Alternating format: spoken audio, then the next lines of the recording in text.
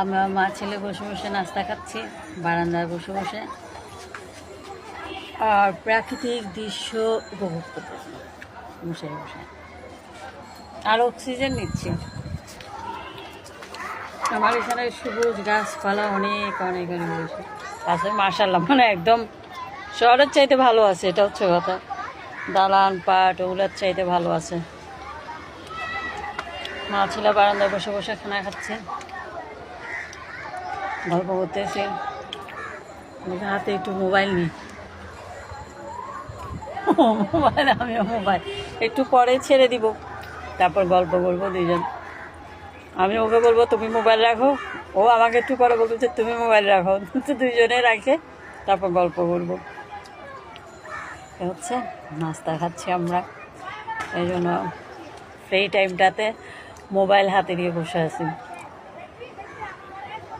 কারণ আমাদের পরীক্ষা আছে রবিবার থেকে, বাংলা সেকেন্ড পেপার, এসএসসি পরীক্ষার সেকেন্ড পেপার শুরু হবে।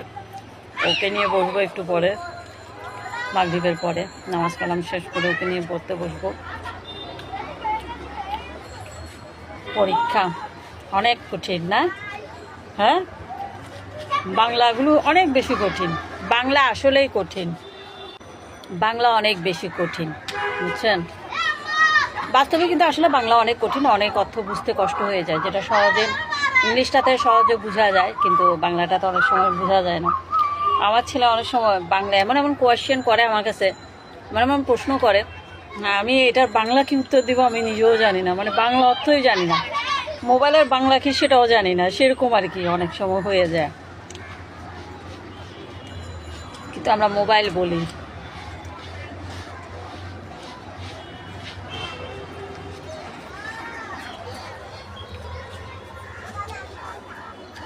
গল্প করতে করতে খাচ্ছি, মা ছেলে বসে বসে খাচ্ছি আর দেখতেছি, দুইজন বসে বসে উপভোগ করতেছি।